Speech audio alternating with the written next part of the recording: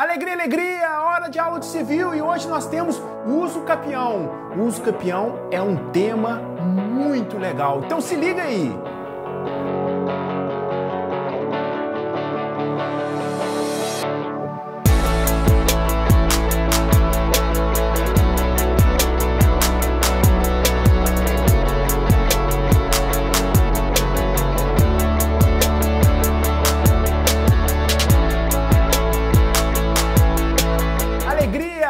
Estamos juntos de novo na nossa aula de civil e antes de tudo queria pedir desculpa pelos atrasos do vídeo, mas nós vamos colocar ordem nessa casa aí, principalmente agora porque eu senti a falta e meu computador começou a dar uma engasgada também, mas eu fiz algumas modificações aqui e comprei, olha só que legal, uma placa de captura de vídeo, o que vai dar qualidade melhor nos vídeos que vocês vão ver, vai me facilitar a vida também. Eu fiz um pedido na Kabum, chegou muito rápido, conversei com eles lá e eles entenderam que era para dar aula, deram prioridade ao meu pedido, rapidinho chegou, não tô fazendo propaganda, não tô ganhando nada com isso. Vamos à nossa aula. A nossa aula de hoje é uso capião. Vai ser dividida em várias aulas, para se falar a verdade, porque o uso capião é um tema extenso, um tema que merece o nosso aprofundamento, é um tema para quem pensa em fazer concurso, que cai bastante em concurso quando a gente fala de direitos reais, e a gente tem que ver vários detalhes, várias jurisprudências, mas também no dia a dia é também uma ferramenta forte, utilizada aí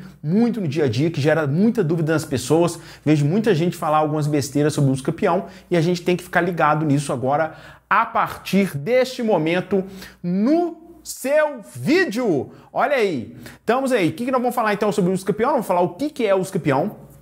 Vamos falar quando que ocorre o uso capião no tempo, quando que ele vai ocorrer, se vai ser antes, se vai ser depois da ação, se precisa de ação, se precisa de sentença com transjugado. Vamos falar dos requisitos do uso capião, os requisitos genéricos, que nós não vamos trabalhar nenhum tipo de uso capião hoje específico. Vamos falar da posse qualificada, que é necessária, um dos requisitos, e falar da coisa hábil, quais são as coisas que são hábeis, que têm a possibilidade de serem uso capidos. Então vamos começar aí com o que é uso capião. Então vamos aí já passar na sua tela o que é uso capião. O uso capião é uma forma de aquisição originária da propriedade, lembra das últimas aulas aí? Então é uma forma de você adquirir sem vício nenhum e sem transmissão nenhuma, porque não existe a forma nenhuma de transmissão, é uma aquisição originária da propriedade e é uma aquisição prescritiva. Prescritiva. Leandro, você está falando de prescrição? Estou falando de prescrição. Mas peraí, Leandro. Prescrição, cara, eu lembro da parte geral. Prescrição, esse treco não faz a pessoa perder direito. Aqui ela tá ganhando direito. Quem que te disse, meu amigo, que de prescrição é só perda do direito? Prescrição no direito tem a ver com tempo, mas não necessariamente é só perda do direito. Pode ser aquisição de um direito. E aqui nós estamos falando de uma prescrição, sim. Uma prescrição aquisitiva da propriedade. Porque através do tempo, mais alguns requisitos que a lei coloca, vai fazer com que você adquira a propriedade. Na verdade, o grande lance é o tempo, porque quanto mais tempo eu estou na propriedade, mais função social eu estou dando àquela posse e algum dia eu não sou proprietário, eu estou naquela propriedade, mas como possuidor, eu posso vir a virar proprietário. Através de quê? Do uso capião, utilizando de quê? Da prescrição aquisitiva. Então nós estamos falando aqui, sim, de uma situação de prescrição. Prescrição aquisitiva da propriedade. E aí vamos dar uma olhada aí no 1244, que ele vai nos falar umas coisas interessantes. Olha o que o 1244 fala. Estende-se ao possuidor o disposto quanto ao devedor acerca das causas que obstam, suspendem, interrompem a prescrição. Aqui então já deixa claro que trata-se de aquisição originária da propriedade pela forma prescritiva, ou seja, o uso capião é uma forma de aquisição prescrição, porque a lei está falando. Mas aí o interessante é que ele está falando aqui que da mesma forma que aplica aquelas regras de interrupção e suspensão da prescrição, aplica-se aqui também para o uso capião. E aí, meu caro, você lembra das causas interruptivas, suspensivas da prescrição? Lá da parte geral? Porque elas vão ter efeito aqui. Se você não lembra, olha aí na sua tela, quadro branco vai aparecer para você e nós vamos juntos explorar e relembrar quais são as situações de aquisição da propriedade através do tempo em que vai ocorrer a suspensão ou interrupção da prescrição. Então, o artigo 197 do Código Civil nos diz que não corre prescrição. Opa, deixa eu mudar aqui. Não corre prescrição, entre item 1, entre cônjuges na constância da sociedade conjugal. Volta para mim. Não é do divórcio. É na sociedade conjugal. E agora a gente vai precisar só de parte geral não, a gente vai precisar de direito de família. Me diz aí, cara. Me diz aí, minha amiga. Me diz aí, meu amigo. Me diz aí, meu aluno. Qual a diferença aqui? Porque o código está tratando aqui sociedade conjugal. Quando se bota fim na sociedade conjugal? Você lembra? Não? Pensa aí. Tempo! Não respondeu? Vamos voltar aí na tela. Vamos voltar aí na tela que eu te explico. A sociedade conjugal é quando se põe fim através do fim da sociedade, quando tem a separação de fato. O Código Civil fala que na existência da separação de fato já põe fim à sociedade conjugal. Ou seja, marido e mulher não podem usucapir um do outro dentro da sociedade conjugal. Não é dentro do casamento, é dentro da sociedade conjugal. Então não tem nada a ver com o divórcio, porque o divórcio põe fim ao casamento. Mas o fim da sociedade conjugal é quando tem separação de fato. E aí o efeito aqui é grandíssimo, porque você sabe, você conhece alguém, tenho certeza que conhece, aquela pessoa que está casada no papel, mas já está separado há anos, já formou outra família, já está em outra, mas ainda continua casado no papel. Se a gente pensasse nessa situação que a pessoa é casada no papel, mas não é de fato casada, não vive como marido e mulher fossem, como cônjuges fossem, neste caso aqui, nós teríamos então que poderia usucapir um do outro. Mas no momento que a sociedade conjugal acabou, ou seja, naquele momento que houve a separação de fato, encerrou, não existe mais a suspensão do prazo prescricional, ou seja, não existe mais o impedimento de correr o prazo entre marido e mulher, e aí o prazo flui da separação de fato e não do divórcio. Então essa é a situação primeira que nós temos, vamos voltar aí e vamos já para a segunda situação. Entre ascendente e descendente, deixa eu mudar a cor para a gente chamar a atenção, entre ascendente e descendente durante o poder familiar. Aqui também tem outro pulo do gato. Por quê? Volta para mim.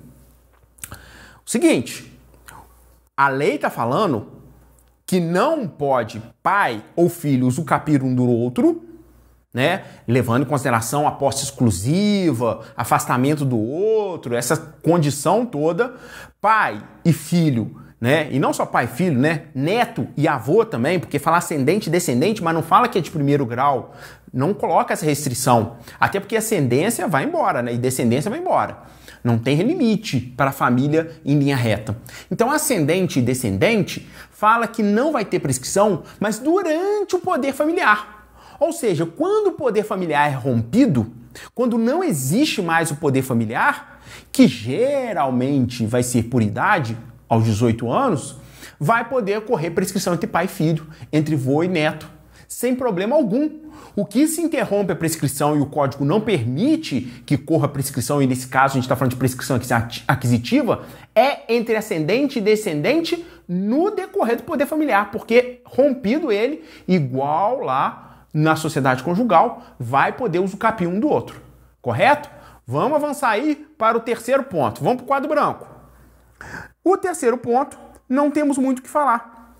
Porque o terceiro ponto é clareza. Olha só, o item 3 aqui vai falar, o item 3, vai falar de tutelados e curatelados, seguindo a mesma ideia de ascendente e descendente, em seus tutores ou curatelados, enquanto durar a curatela ou a tutela. Então aqui, na verdade, a gente não tem nenhum problema.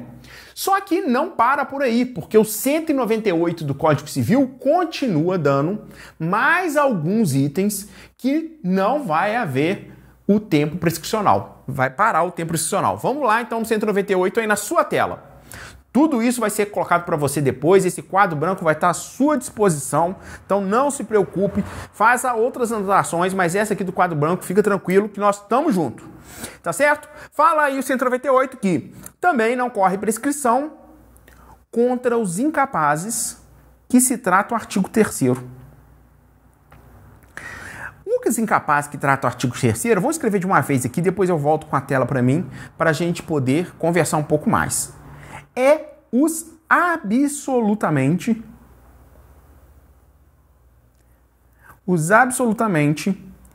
incapazes. Os incapazes que tratam o artigo 3º, então, são os absolutamente incapazes. Então, vamos voltar aqui. Então, não vai ter uso capião contra o absolutamente incapaz. Primeiro detalhe, tem quanto relativamente capaz. Percebeu?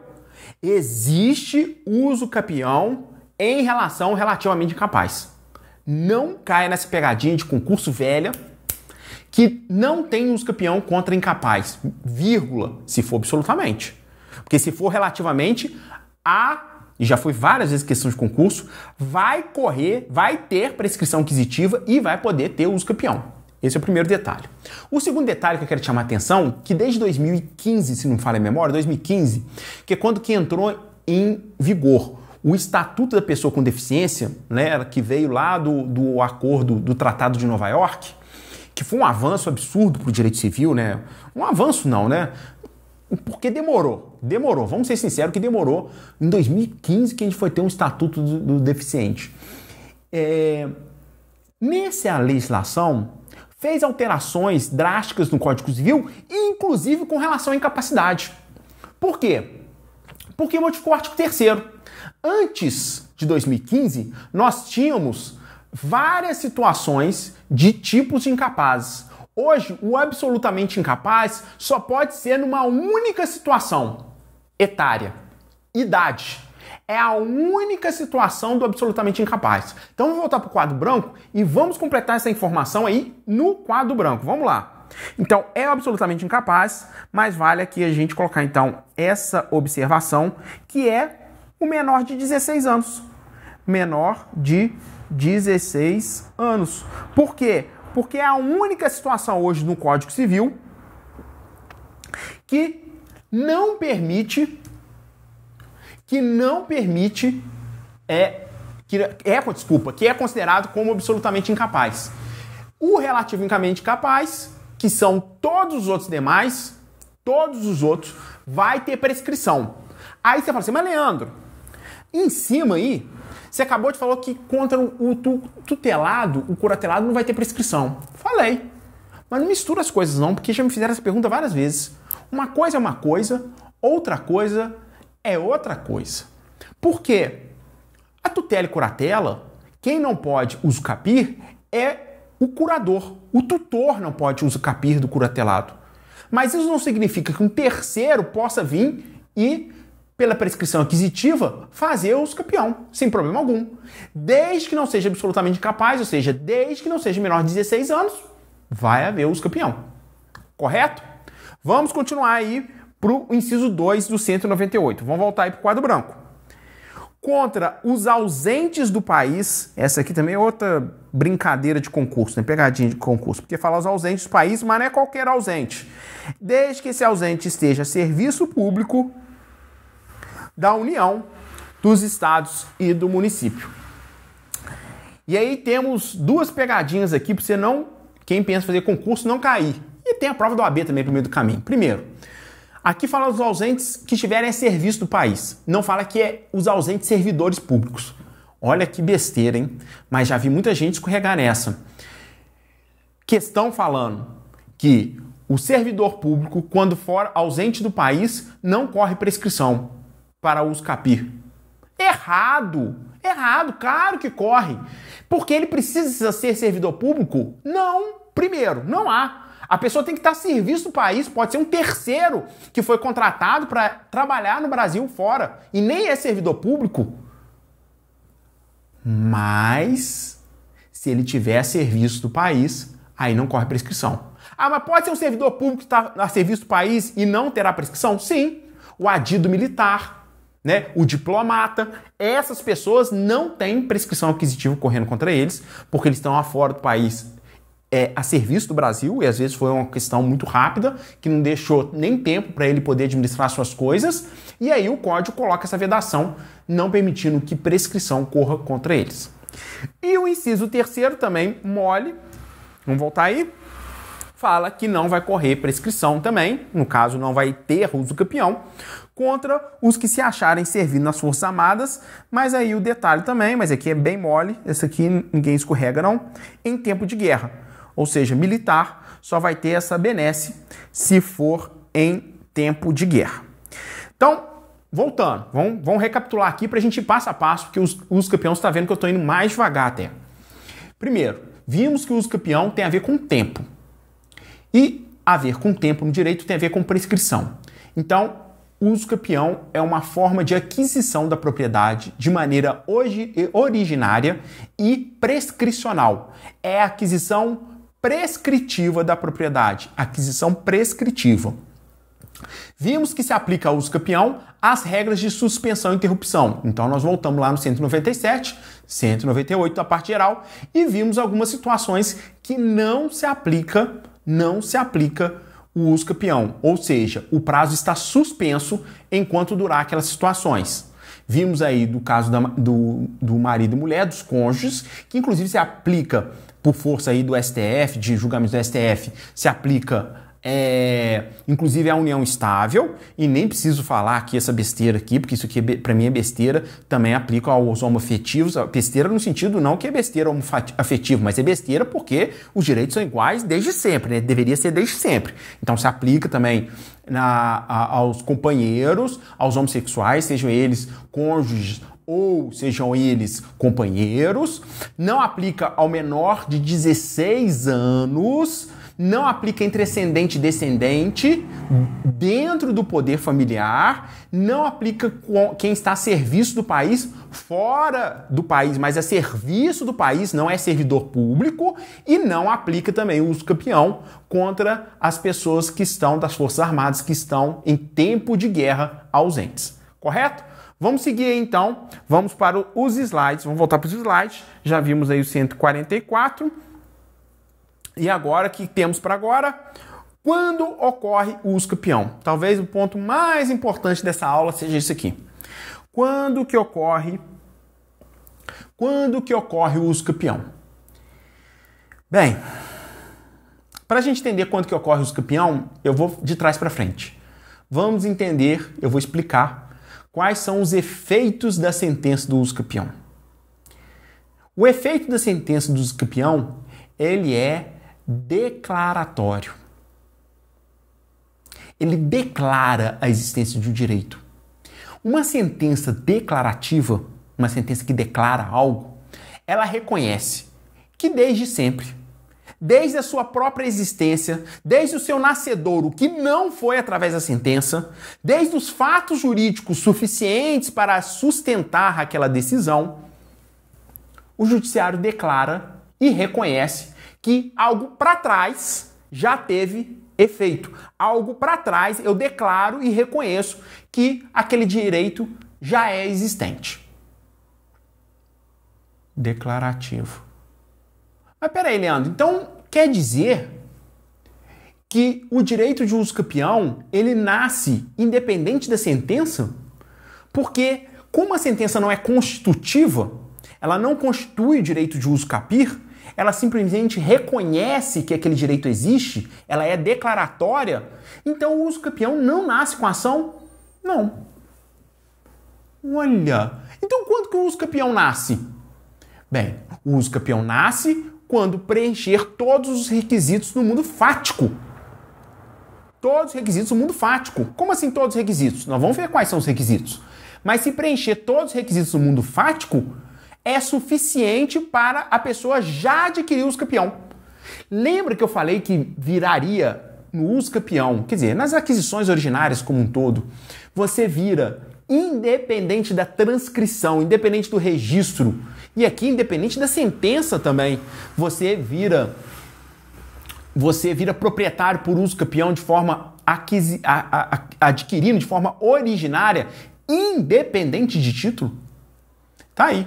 Basta o fator tempo e todos os demais requisitos e você automaticamente, sem papel nenhum, sem ninguém dizer nada, você vira proprietário. Mas para que então que eu faço? Para que alguém vai fazer a ação de uso campeão, Leandro? Porque tem um segundo efeito aí. A sentença de uso campeão, vou colocar comigo aqui, sozinho comigo, vamos tirar o slide para não atrapalhar a gente. A sentença de uso campeão, ela é declaratória, declara, mas ela é constitutiva também. Como assim, Leandro? Agora não entendi, agora você me enrolou. Peraí, ela é declaratória ou constitutivo? As duas coisas. Ela é declaratória em relação ao uso campeão, mas ela é constitutiva para constituir um título registrável. Porque a pessoa já tem o direito de uso capi, mas o papel, a propriedade, apesar de já ser dela, porque ela já adquiriu no mundo real, nos fatos, o direito de uso capi, continua o registro no nome do antigo proprietário. E ela quer colocar o registro no nome dela. Então ela precisa ir ao judiciário para que o judiciário reconheça que aquele direito já foi constituído. Parte declarativa da sentença. Mas eu preciso constituir, criar um título no meu nome. Então ela é declaratória em relação ao uso campeão e constitutiva em relação ao título. E o título vale dali para frente. Vão aí no quadro branco que eu vou escrever tudo isso para você ficar com todas essas informações anotadinhas. Vão comigo, vem comigo. E eu vou reexplicando isso aí. Então vamos lá. A sentença de uso campeão, ela tem dois efeitos. Ela tem o efeito declaratório, e ela também, além do efeito declaratório, vai ter o efeito constitutivo.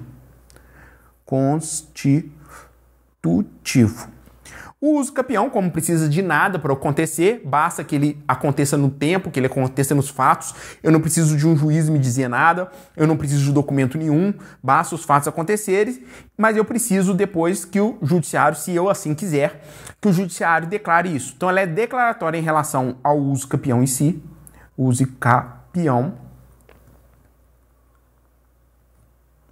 e é constitutiva essa sentença em relação ao título. Porque ela constitui, ela cria um título no nome dessa pessoa que não existia antes. Não existia esse título. Existia o título no nome do proprietário antigo, mas nem proprietário o cara mais é, porque pelo uso campeão já havia mudado de mão isso aí. Tá claro isso? Isso é muito importante mesmo. Então, qual que é o momento que você adquire o uso campeão? No momento que atinge todos os requisitos necessários para tanto, independente de ação, independente de documento. Correto? E, para nós completarmos, vamos voltar aí para o slide agora, falta a gente falar essa súmula que é importantíssima do STF, quando o STF, na verdade, fazia papel do STJ, então a súmula antiga, né, antes de 88, e essa súmula 237 do STF vai nos dizer uma causa interessante, porque pensa bem, se o uso campeão é meramente declaratório, vamos voltar com a tela para mim antes.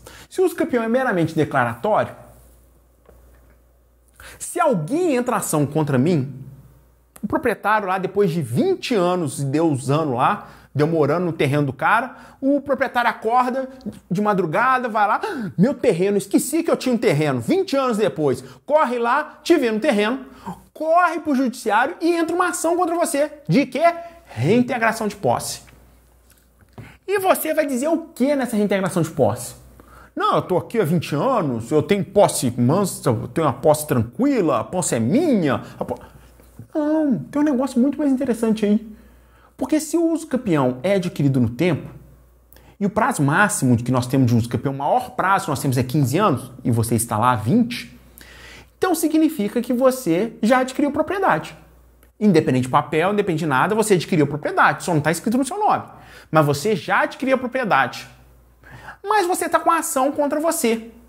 Teoricamente, você teria que entrar com a ação de uso campeão, pedir suspensão da ação possessória, nem isso seria possível, né? Mas pedir suspensão da ação possessória e falar assim, julga meu uso campeão primeiro, porque caso eu seja de detentor do direito de propriedade, esse cara não tem nem mais direito de berrar.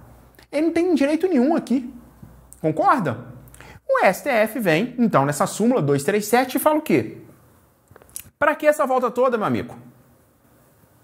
Você alega uso campeão na contestação. Olha só a súmula do STF 237. O uso campeão pode ser arguído como matéria de defesa. Ou seja, na contestação, você argue o uso campeão. E o juiz, naquela mesma ação, vai reconhecer seu uso campeão. Mas vai te dar título? Em princípio, não. Não vai. Por quê? Aí você tem que entrar com a ação de uso campeão para constituir o título. Mas o juiz vai declarar como pano de fundo, vai declarar como forma, como meio de se atingir e indeferir o pedido do autor de reintegração de posse, reconhecer seu uso campeão. Olha que legal. Muito legal e muito forte essa súmula, não é não? Muito legal. Vamos adiante, então. Então, pode-se utilizar o uso campeão, alegar na defesa, como defesa, e o juiz vai declarar e vai reconhecer seu direito ali na defesa. Vamos aos requisitos. Requisitos. Existem dois tipos de requisitos. Os requisitos... Opa, ficou na minha frente, né? Então eu tiro aqui, ó. Vamos colocar melhor. Vamos colocar isso aqui tudo na tela, ó. Dois tipos de requisito. O requisito obrigatório e o requisito facultativo. O obrigatório vai estar presente, por óbvio, em todas as ações de uso campeão e ele permite o uso capi. E o facultativo nem sempre vai estar presente e quando ele estiver presente, quanto maior for a função social desse requisito, menor o prazo. Vamos voltar aqui para mim. Lembra que eu falei lá atrás que ia ter uma vantagem aqui? Quem desse maior função social? Então, quem dá a maior função social vai ter um prazo menor. O menor prazo que nós temos são 2 anos, que é o uso campeão familiar. Esse uso campeão familiar, que é o menor prazo 2 anos, só de falar a palavra familiar já me dá uma ideia de uma função social absurda. E é verdade, tem função social absurda. E o maior uso campeão que nós temos, que é o uso campeão extraordinário, são 15 anos. 15 anos.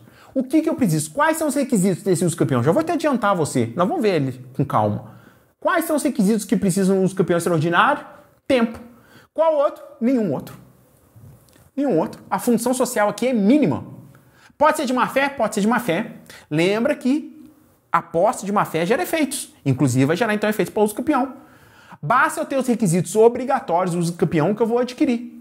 Então aqui nós temos uma relação de que quanto maior o prazo, menor a função social, mas eu reconheço que existe algum tipo de função social, por isso que eu vou transferir a propriedade para esse cidadão, e quanto menor o prazo, maior a função social, mais requisitos facultativos vão ter.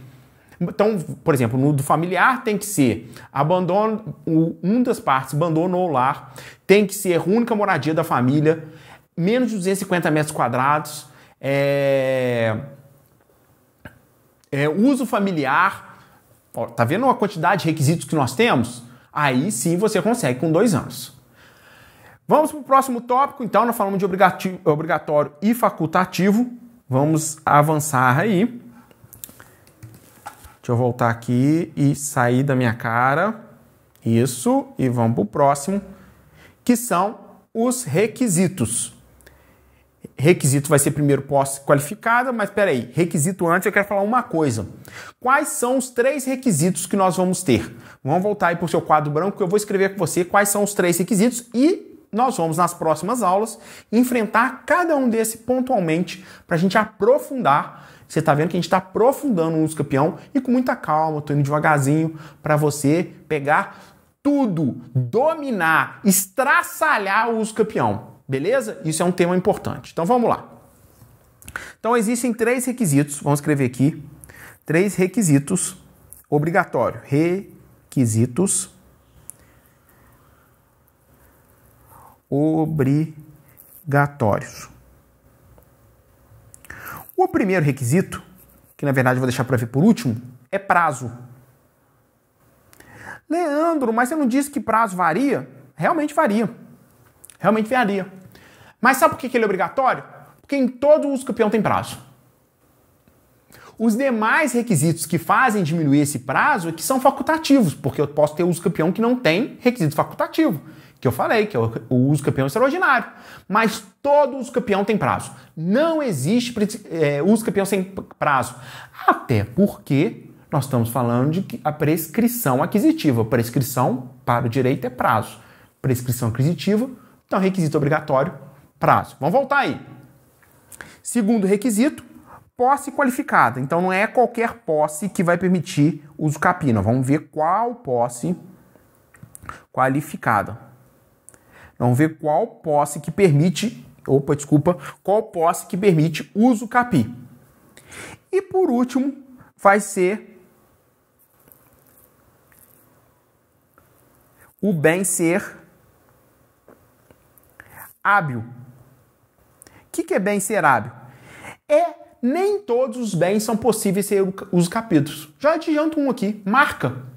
Lembra que a gente viu que marca não é passivo de posse? Se não é passivo de posse e o uso campeão deriva da posse, então não é passivo de uso campeão. Nós vamos ver então alguns detalhes, algumas situações que a legislação coloca, que às vezes você até tem contato físico com a coisa, mas a legislação afasta a possibilidade de uso campeão, e vamos ver essas situações aí que não tem nem contato físico com posse. Tá certo? Essa foi a nossa aula de hoje. Começamos a falar de uso campeão e quero aproveitar aqui o finalzinho para me dar um recado. Se você não fez, faça. Eu criei um canal no YouTube. Um canal muito top no YouTube. Eu já tinha um canal de podcast, né? Em que eu fazia revisão, falava, vocês não pegaram muito isso, né? Mas eu fazia revisão, falava das as questões da avaliação segmentada na véspera, fiz entrevista com um monte de com algumas pessoas lá. Você pode procurar aí tanto no Spotify quanto no... esqueci o nome do outro também, tá lá presente. E agora tem um canal do YouTube. E o canal do YouTube é legal porque nós vamos falar sobre o que nesse canal do YouTube? Nós vamos falar sobre direito. E o primeiro vídeo você pode ir lá ver, que tem interessante, se você não inscreveu. O canal chama Fazendo Direitinho. Fazendo Direitinho. Procura aí que você vai localizar. Eu vou deixar até o link aqui na descrição. E lá a gente vai tratar sobre direito. O primeiro vídeo foi sobre petição. Como fazer uma petição para você ser aprovado no AB e até para usar na vida. Então vale a pena lá. Você agora que está no 7º período aprendendo a petição inicial, vale a pena lá que eu dei 4 dicas arrasadoras que você consegue fazer uma petição nota 10, com certeza. E esse canal, além de falar de direito, vai ter jurisprudência, vai ter atualização de jurisprudência semanal, né? No meio da semana aí já vai sair o vídeo. E vai falar sobre estudar. Técnicas de estudo e como estudar no mundo digital de hoje. Então clica lá, se inscreve no canal, notificação, dá o like para ganhar relevância no YouTube e a gente poder falar com mais gente possível, dar mais informação para mais gente possível. Não tem cunho financeiro nenhum, então nós estamos lá para divulgar mesmo informação, trocar ideias e chama Fazendo Direitinho. Entra lá que eu vou te aguardar. Florzinha. Parou, Flor. Parou, Flor. Então vai lá no YouTube, no canal Fazendo Direitinho. Ê, Flor, que meleque, hein? Hoje foi um dia feliz na vida das pessoas, foi dia de civil, plaquinha nova, ó, plaquinha nova aí rodando, belezura. Vamos em frente, o Uso Campeão Parte 2 está chegando aí. Com a minha cachorrinha latindo. Vem cá, Flor, vem cá. Vamos dar um tchau pra galera. Tchau, galera. Fui. Dá tchau, Flor. Fala, Flor. Dá tchau. Fui.